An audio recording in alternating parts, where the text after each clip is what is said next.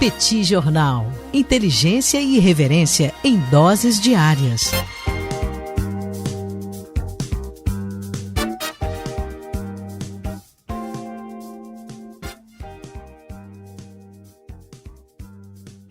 Olá, gente! Bem-vindos ao bate-papo do Petit Jornal dessa semana. Mais uma vez estamos eu, Daniel Souza, e também Tanguy Bagdadi, para repercutir um pouco os acontecimentos desses últimos dias confusos, Tanguy. Eu quero começar, Tanguy, de uma forma diferente. Eu quero te perguntar o que há em comum nos seguintes países: Brasil, China, México, Coreia do Norte, Rússia e Turquia. São os países que não reconheceram a vitória do Biden ainda. Rapaz, você nunca decepciona, hein? Eu nunca decepciono, mas eu tenho outra pergunta para te fazer. Faça. Algum desses chegou a ameaçar usar pólvora contra os Estados Unidos ou não? Não ameaçou. Então somos um país único no mundo, é isso? Exatamente. Somos uma planta rara no mundo que foi o país que disse que, como é que é a frase? Eu até anotei, Daniel, que eu achei poético, cara, achei bonito. Como é que é? Quando acaba a saliva, tem que ser na pólvora. Aí eu tava perguntando pro Daniel aqui, porque a gente entra e bate um papo aqui antes de começar de fato a gravação, então você que tá ouvindo a gente pelo podcast, quem é que vai primeiro? Porque assim, eu não tenho treinamento militar, Daniel, eu vou abrir uma parte da minha vida aqui. Quando eu fui pro tiro de guerra pra me alistar, o rapaz olhou pra mim e falou: "Ih, rapaz, você calça quanto?" Aí eu falei: "Pô, eu calço 45. Aí o cara falou assim: "Tá dispensado, não tem coturno pra você." Eu não sei se já tem coturno pra mim, né? Então eu acho que você vai ter que ir antes de mim, no caso de uma eventualidade aí. Rapaz, eu não tive essa sorte. Eu acabei sendo selecionado. Tive um treinamento militar magnífico. Rapaz, eu lembro do treinamento militar. Usamos aqueles fuzis maravilhosos da década de 60, que aliás são os fuzis do Exército Brasileiro até hoje. Nós usávamos bússola. Sabe aquelas bússolas que a gente ganha em jogo de tabuleiro? Sei. Pois é, essa era a bússola que a gente utilizava nos nossos treinamentos de orientação. Orientação diurna e orientação noturna. Então, eu acho que estamos preparados, Tanguy, preparados para a eventualidade de um entrevero com os Estados Unidos. Eu quero que você conte, Daniel, a história do fuzil que soltava uma bala de curva. Peraí, essa história é verdadeira. Você tem lá um determinado momento que eles avaliam a sua habilidade no tiro do fuzil, né? Só que os fuzis que nós utilizávamos no treinamento, eles tinham um problema, eles estavam ligeiramente empenados. Isso é sério. Isso é sério. Então, você tinha lá um alvo que você tinha que acertar. Só que como o fuzil estava levemente empenado, o instrutor disse: olha, o objetivo não é acertar o centro do alvo, porque a gente sabe que não tem como cobrar isso de vocês por conta da qualidade do material. O objetivo é a constância do tiro, ou seja, você tem que acertar todos os tiros no mesmo lugar. Então você aponta para o meio e atira. Se você acertar várias vezes no mesmo lugar, significa que você é bom de tiro. Gente, o que a gente está querendo dizer com isso tudo é o seguinte: o Exército Brasileiro dá tiro de trivela. Esses caras vão invadir o Brasil, a gente vai mandar eles pra cá porque eles não vão entender o que a gente está fazendo, que a gente vai mirar num lugar, vai acertar no cara do lado, o cara vai ficar completamente... ele vai ficar desorientado e vai embora. É essa a estratégia. Eu acho que o Brasil, nesse caso, cara, o Bolsonaro pode ser o novo Napoleão Bonaparte, surpreender, entendeu? Pegar o cara de surpresa e não tem como fugir daquilo. Agora, Tanguy, me diz uma coisa. Vai ter recontagem? Não vai ter recontagem? Vai ter recontagem manual? Vai ser mais fácil do que a eleição do Vasco? Não, mais fácil que a eleição do Vasco não vai ser. Aí não vai ter como. Assim, porque eu acho que não tem termo de comparação, entendeu? Mas, qual é a situação que está lá agora? Ontem a gente teve uma notícia importante que o William Barr, que é o procurador-geral dos Estados Unidos, deu uma ordem, assim, ele é o superior dos caras, para que os procuradores locais, procuradores estaduais, acolhessem possíveis acusações de fraude. Por que isso é importante? Em primeiro lugar, porque o William Barr é nomeado pelo Trump. Então, assim, não é exatamente um cara que é absolutamente isento nessa questão. E dois, não é muito comum que o procurador-geral o faça pelo fato de que a responsabilidade pelas eleições é uma responsabilidade estadual. Não existe uma eleição federal. A eleição ela é sempre estadual, ou seja, cada estado tem sua própria legislação, isso aqui a gente já falou aqui várias vezes, cada estado tem sua própria legislação, cada estado tem suas próprias regras, tem estado que a recontagem é imediata, né, é automática, se a diferença de votos for menor que tantos por cento, tem estado que não tem isso, cada estado tem suas próprias normas. Ou seja, já é natural que o procurador estadual, e não o procurador geral dos Estados Unidos, decida se vai acolher uma eventual denúncia de fraude ou não. Mas isso aponta para um fato que vem sendo mostrado, né, nos Estados Unidos de uma forma geral, que o Trump está realmente bancando que houve fraude e que vai até o fim e que não vai fazer o conceding speech. E esse é um ponto muito importante porque ninguém é obrigado a fazer o discurso de aceitação de que perdeu. Né? Não sei como é que traduz em português, a concessão. Né? A concessão da derrota. Né? Então, congratular aquele que venceu e fazer a concessão da derrota. Porém, esse é uma etapa absolutamente crucial para que o processo ele comece a andar. Porque a partir do momento em que você faz a concessão, em que você reconhece que perdeu, todo o processo fica mais light. Basta a gente ver o que está acontecendo nos Estados Unidos agora. Né? A eleição foi dia 13, hoje é dia 11. Né? A gente está gravando aqui na quarta-feira à noite, dia 11 de novembro. Ou seja, já tem mais de uma semana e até agora ninguém sabe exatamente quais são os próximos passos. O que o Trump vai fazer. Como é que você reúne o colégio eleitoral, por exemplo, se não houve, no fim das contas, uma conclusão, né, acerca da recontagem de votos? Lembrando, acabei de olhar aqui, a Geórgia até agora não fechou o resultado. A Geórgia ainda não fechou o resultado, Daniel. Eu estou lembrando que eu fui para o estúdio da Globo News e eu passei uma madrugada lá esperando o resultado da Geórgia. Isso tem uma semana. E não sabe até agora. Então, a gente está num momento de incerteza que vários atores importantes ligados ao Partido Republicano vêm respondendo aquela pergunta que a gente se fez algumas semanas atrás, que na verdade, alguns dias atrás, né? Como é que o Partido Republicano vai se portar daqui para frente? O Partido Republicano vai se descolar do Trump e vai falar, olha, querido, um abraço, um beijo, vai para Mar-a-Lago e vive sua vida. Ou o Partido Republicano vai bancar essa até o fim. Me parece que o Partido Republicano está ligeiramente rachado nesse ponto.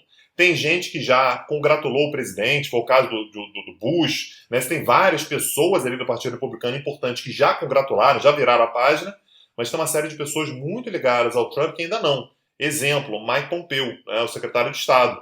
Perguntaram para ele se ele estava em contato com o pessoal do Biden, enfim, para conseguir fazer a transição. Eu falo, não, fica tranquilo que a transição para o segundo governo Trump vai ser muito bem feita. E outra figura importantíssima, que tem um cargo estratégico, é o Mitch McConnell, né, que é o presidente do Senado. Assim, o líder dos republicanos no Senado. Não é pouca coisa, assim, é um cara importante, o líder da maioria do Senado. Então é algo realmente importante para a gente tentar pensar como é que fica a estabilidade do país daqui para frente. Mas eu acho que a pergunta que resta, Tanguy, é qual é o objetivo do Trump com esse esticamento da corda, né? O que ele está fazendo na prática é isso, ele está esticando a corda. Ele efetivamente tem a expectativa de reverter o resultado, ele está tentando se capitalizar dentro do Partido Republicano para eventualmente ser o candidato em 2024. Quer dizer, qual é o objetivo? Me parece que isso talvez não esteja tão claro. Eu acho que isso não está claro para ninguém, Daniel. Essa é uma pergunta importante, que é aonde que ele pretende chegar com isso. Certamente o Trump ele pretende se manter ativo no plano político. Né? Então ele não vai ser aquele ex-presidente, como vários outros já fizeram, que acabou o mandato, ganhou a eleição, não ganhou, enfim, volta para casa. Né? É comum que você tenha praticamente uma figura de um ex-presidente aposentado, independente da idade. Né? A gente vê o próprio Obama, por exemplo, é um cara jovem, poderia participar da política ainda e tal, mas ele de uma certa forma se retira, né? Ele evita muitos holofotes dali para frente. Foi o caso do Bush, foi o caso do Clinton. A gente não vê, assim, a gente vê esses caras agindo muito dentro do partido e tal, mas sem tomar uma posição de liderança, uma posição de proeminência no partido. E parece que o Trump ele não quer fazer isso. Né? Tanto é que muito se especula, né, se ele eventualmente pode tentar uma nova presidência em 2024, sabe-se lá, se ele pode criar, por exemplo, um canal de televisão, já se falou sobre isso, para liderar, portanto, né, as alas mais conservadoras do país. E me parece que talvez ele esteja exatamente esticando a corda para se manter como o cara que vai poder dizer que teve um golpe, que teve fraude e tal, e eventualmente, sabe-se lá, Daniel, o que ele pode conseguir nesse processo aí. É óbvio que é quase impossível que ele se mantenha como presidente a partir do dia 20 de janeiro de 2021, que é quando acontece a posse, mas de qualquer maneira ele se mantém numa posição que é uma posição de relevância. O Trump não é um cara esquecido, não é um cara que vai ficar para trás, e talvez ele consiga consolidar aquilo que a gente já vinha discutindo também, que é o trumpismo. Será que o trumpismo se mantém sem o Trump? Talvez ele se mantenha com o Trump, vai saber. E eu acho que trazendo um pouco para o Brasil, Tanguy, a gente fazia aquela referência no início sobre a declaração do Bolsonaro. É claro que o Bolsonaro não sinalizou seriamente uma guerra com os Estados Unidos, ninguém imagina isso. Mas eu queria analisar um pouco a fala dele pelo lado de um presidente que me parece que se sente pressionado. Numa semana onde ele está tendo uma série de problemas e me limitando aqui aos aspectos econômicos, a economia brasileira tem problemas relativamente sérios e que precisarão ser enfrentados. Nós estamos falando de uma inflexão nos Estados Unidos. Essa inflexão com Joe Biden coloca o Brasil sob pressão. Né? É claro que o Brasil não é uma prioridade para os Estados Unidos do ponto de vista econômico. Os Estados Unidos estão mais preocupados com o México, com o Canadá, com o Reino Unido, com a Alemanha, com a França, com o Japão, com a China, com a Austrália, com a Índia, com a Arábia Saudita, com Israel. Enfim, o Brasil está muito longe de ser uma prioridade para os Estados Unidos. Agora, o Joe Biden pode, num certo sentido, usar o Brasil até para angariar um apoio interno em relação à questão da agenda ambiental. Diferentemente do que muitas vezes a gente coloca, o Joe Biden está longe de ser um cara de esquerda. Está muito longe de ser um cara de esquerda quando você olha o histórico parlamentar dele. E me parece que a questão ambiental pode ser uma forma até de sinalizar para as pessoas mais à esquerda dentro do Partido Republicano, de angariar um pouco o apoio dessas pessoas. E o Brasil, nesse sentido, é um prato cheio. O Partido Democrata, né? É o Partido Democrata, desculpa. E nesse sentido, o Brasil é um prato cheio para o Joe Biden.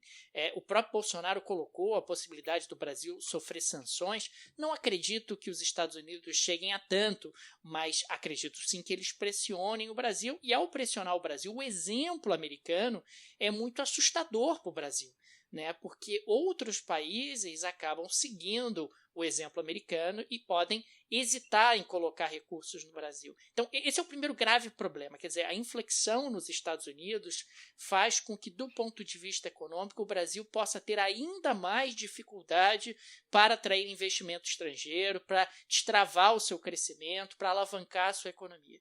Além disso, a gente tem no Brasil um problema grave de inflação. A inflação realmente está bastante pressionada, particularmente sobre os mais pobres. E a inflação de alimentos no Brasil esse ano está muito forte. Isso tem um impacto sobre a popularidade do presidente que não é trivial, né? Esse impacto sobre o preço dos alimentos tem relação com o auxílio emergencial, tem relação com o dólar, e isso é algo que também acaba pesando.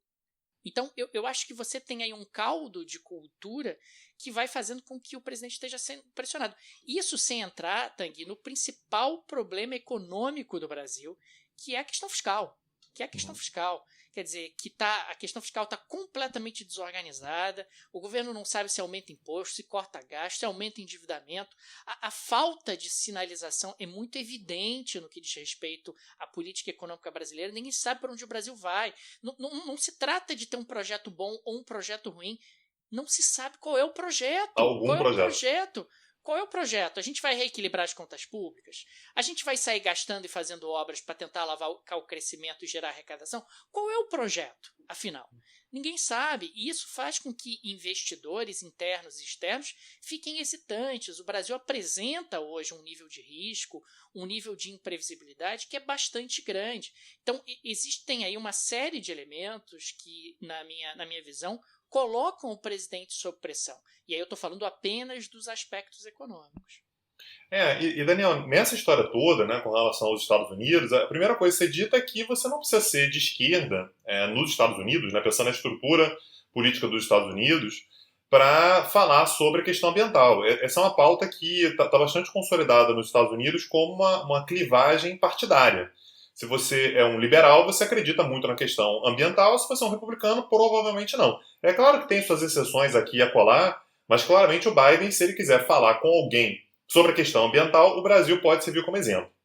E o segundo ponto que é importante nessa questão que você citou, Daniel, é, prego que se destaca muito leva martelada, né? Isso é uma expressão que eu acho que diz muito sobre o momento que a gente está vendo agora. Pelo fato de que, até agora, o governo brasileiro vinha se destacando pelo fato de não ter congratulado o novo presidente. Até aí, Daniel, tá lá, assim, ninguém é obrigado também a congratular. Você pode estar chateado porque o cara que você preferia lá não ganhou. E quando o Biden assumisse a presidência, no dia 20 de janeiro, de repente você manda alguém para bater um papo, você entrega uma cabeça aqui, outra colar, diz que vai fazer, que vai se emendar, que quer dialogar e tal. E eu não tenho nenhuma dúvida de que o governo americano também não quer ficar perdendo tempo com o Brasil, sabe?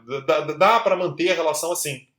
O problema é que com essas declarações que o Bolsonaro deu, por mais que tenha sido um negócio meio excêntrico, aquele show que ele gosta de dar, falar, chamar a imprensa de urubu, né, dizer e tal, e essa fala, por mais exótica que ela seja, ela roda o mundo, né? Então, nesse momento, o Brasil está numa posição diferente, já não é mais se destacar no meio da galera que não falou nada, porque nisso ele está junto com a Rússia, está junto com a China, está junto com a galera que, beleza, isso acontece. Mas agora o Brasil se destaca, talvez, Daniel, não sei, mas talvez como o único que tenha falado numa fala agressiva, né, que tenha falado em pólvora. Você fala em pólvora, você não fala pólvora, né, Daniel? Você está num lugar que é inflamável, você não grita fogo, né? Porque é problemático. Então você está numa relação tensa e você fala em pólvora, você está falando sobre algo que pode ser utilizado, né, numa aspa, que é algo que pode ser danoso, e sim, o Brasil pode, sim, sem dúvida nenhuma, ser utilizado como um exemplo. Olha como é que o Biden prometeu que ia falar sobre a questão verde, e tá aí o Brasil não está respeitando, a gente vai sancionar, vai se afastar, vai tirar investimento, sei lá o que vai fazer, mas isso pode se tornar um problema sim. E nessa questão verde, e eu acho que isso precisa ficar bastante claro, os Estados Unidos com o Biden tendem a se alinhar, a fechar a questão com os europeus, Sim. né?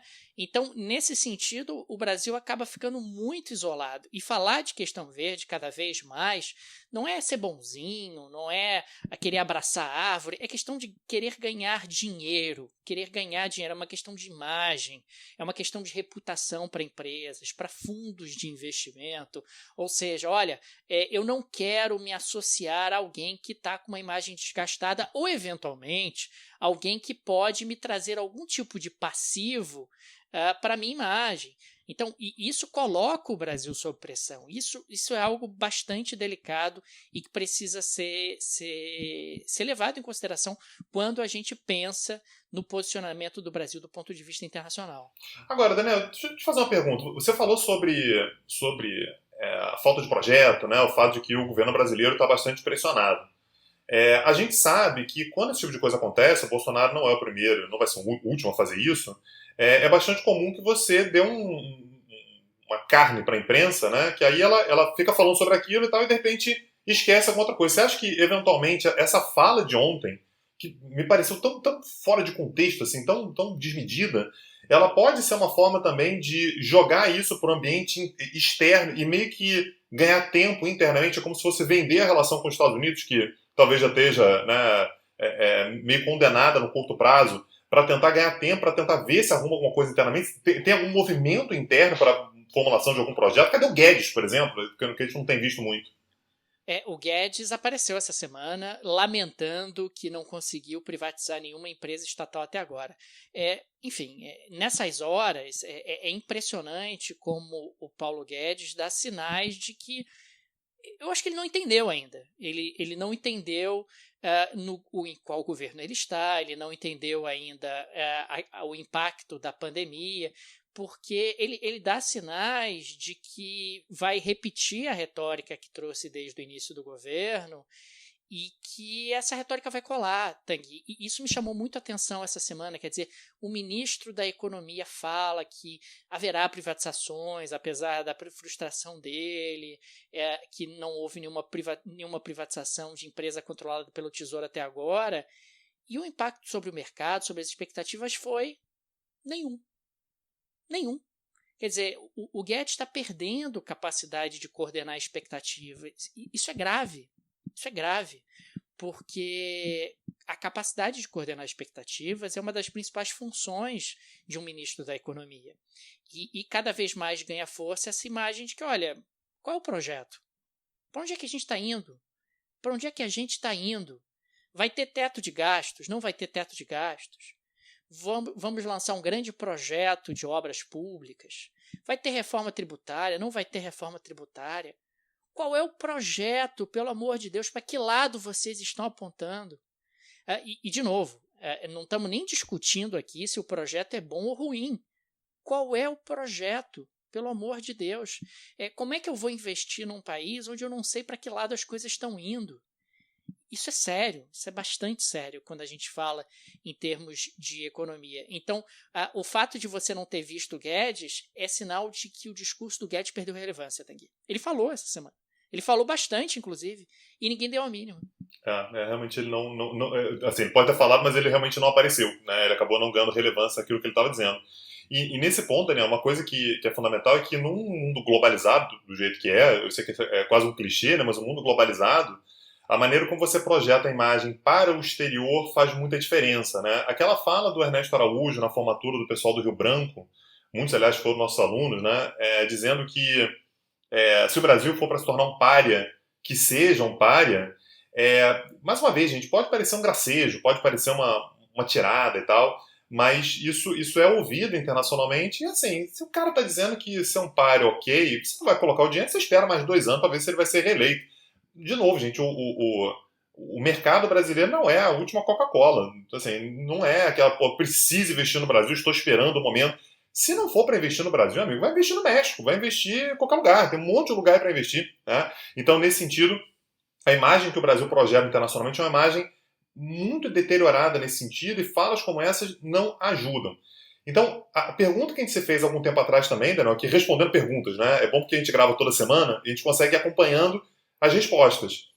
Se o Biden ganhar, o Bolsonaro, e quando eu digo Bolsonaro, o governo Bolsonaro vai voltar a ser pragmático, voltar não, porque nunca foi, vai passar a ser pragmático e vai baixar a bola e vai dialogar, e aparentemente está tendo a resposta que eu acho que era que a gente não gostaria de ter, né? Pois até agora, pelo menos, essa foi a sinalização. É bem verdade que o Bolsonaro tem se marcado ao longo desses últimos 20 meses, praticamente, 22 meses, por ser alguém surpreendente. A gente nunca sabe o que acontecerá no dia de amanhã. O que, do ponto de vista econômico, não é bom. Não é bom. Ninguém gosta de imprevisibilidade do ponto de vista econômico. Ninguém gosta de não saber o que acontecerá amanhã. E aqui eu queria fazer uma comparação que me parece, no mínimo, peculiar, que é a seguinte, Tanguy. Essa semana teve um impeachment no Peru. O Peru teve um impeachment. Protestos nas ruas, a coisa pegando fogo. E a economia do Peru vai bem. O Peru continua com um grau de investimento do tipo A, algo que o Brasil nunca teve, e a coisa continua relativamente bem. Quer dizer, você tem ali uma força institucional onde se percebe mais ou menos o seguinte: olha, tem confusão aqui no Peru, o pessoal está disputando o governo, etc., mas o projeto econômico está claro qual é. Está claro e ninguém vai mexer. Algo não muito diferente acontece no México também. Você tem ali uma alternância entre direita e esquerda, pode mexer num parafuso aqui, outro ali, mas o México não capota. Quer dizer, o México continua tendo grau de investimento, o México continua sendo bem visto por investidores internos e externos, o que não está acontecendo com o Brasil. Não está acontecendo com o Brasil. De novo, o Peru tem grau de investimento A, Tanguy. O Brasil nunca foi A. O Brasil, quando teve grau de investimento entre 2008 e 2015, foi no máximo B. Claro que dentro do B tem várias tipificações e dentro do A também, mas o Peru era e continua sendo A, mesmo tendo um impeachment no meio do caminho. É isso, Daniel. Então, eu acho que assim, nas próximas semanas a gente tem que acompanhar ainda essas respostas, né? A gente vem fazendo uma série de perguntas, né? O que acontece, como é que fica, qual o clima, qual é o posicionamento, como é que o Brasil se posiciona com relação a esses temas todos. Por hoje, eu acho que a gente conseguiu responder algumas perguntas que assim, eram dúvidas, né, do que aconteceria. Eu acho que as respostas que a gente vem dando, ou que a gente vem tendo, não é que a gente vem dando, mas as respostas que a gente vem recebendo, são as mais pessimistas que a gente poderia ter, né? Você ter ainda uma estabilidade política nos Estados Unidos, sem saber quando que o presidente Trump reconhece a derrota na eleição, para que você tenha uma transição minimamente bem feita, e como é que o governo brasileiro responde a um cenário como esse, um cenário no qual a radicalização do discurso ela vem acompanhada de uma falta de projeto, né, de uma forma geral, tanto na economia quanto na política externa. Na verdade, eu tenho até medo dessa resposta também, Daniel, que eu acho que o Brasil ele tem sim um projeto de política externa que é o pior de todos, né, que é o discurso do purismo. Né, será absolutamente puro a determinadas ideias, mesmo que isso custe qualquer tipo de inserção internacional, e são ideias com as quais a gente não necessariamente concorda, né? Assim, tem uma ideia, mas é uma ideia que não necessariamente é boa. Até porque isolamento, como você colocou há pouco, puxa, se nós virarmos pária, tudo bem? Tudo bem não. O Brasil é um país em desenvolvimento, o Brasil é um país que precisa de investimento estrangeiro para alavancar o seu crescimento. O Brasil tem muita pobreza e muita desigualdade para enfrentar. Não é sendo pária que a gente vai conseguir fazer isso. Pelo contrário. Pelo contrário, talvez seja muito confortável você dizer que pária tudo bem lá do seu gabinete em Brasília do Itamaraty, mas no mundo real, o Brasil ser pária não nos interessa em absoluto. Pois é. Daniel, fazer nosso tradicional agradecimento aos apoiadores, né, a galera que chega junto com a gente. Sempre lembrando, a gente fala sobre isso toda semana, mas é importante lembrar, se você ouve esse podcast, se você assiste a gente no Instagram, se você acompanha as colunas que a gente grava todas as semanas, várias vezes por semana, aliás, né, Daniel? São 4 colunas inéditas toda semana. É gratuito, e como o Daniel gosta de dizer, né, Daniel? Não tem nada gratuito. Né? Então, quem banca isso são os apoiadores. Se você quiser se tornar um apoiador também, acesse o nosso site. Não pode falar o www, então não vou falar www.petijornal.com.br. Lá tem uma aba Apoie o Petit. E aí você pode aproveitar, né, entrando lá no site e dar uma visitada no nosso setor, na nossa página de cursos. Aliás, tá no ar já a página nova, Daniel? Já está no ar a página nova. Agora nós temos uma página, vou colocar só em sua homenagem, www.petcursos.com.br. Não fica mais bonito, Daniel? O cara quando inventou a internet, ele falou assim, porra, www, vai ficar bonito. Aí agora eles querem tirar o negócio, Daniel. Não é assim que funciona. Tem coisa que é a métrica do negócio, fica bonito, fica redondinho na hora de falar. E aí, entrando lá no site www.petcursos.com.br, você vai encontrar o curso que vai começar na próxima terça-feira, dia 17 de novembro, que é um curso chamado Oriente Médio Hoje, Política, Economia e Cultura. A gente vai falar sobre 4 países, né? A gente pode colocar assim. A gente vai começar falando sobre Líbano, a gente fala ainda sobre Arábia Saudita, Irã e a atual situação de Israel e da Palestina. Por isso que eu falei mais ou menos, né? Mas uma região, de qualquer maneira, em que a gente vai falar sobre aspectos políticos e econômicos bem contemporâneos sobre esses 4 casos. Maravilha, Taguia. Um abraço, até semana que vem, gente. Tchau, tchau. Petit Jornal. Inteligência e irreverência em doses diárias. Acesse www.petijornal.com.br.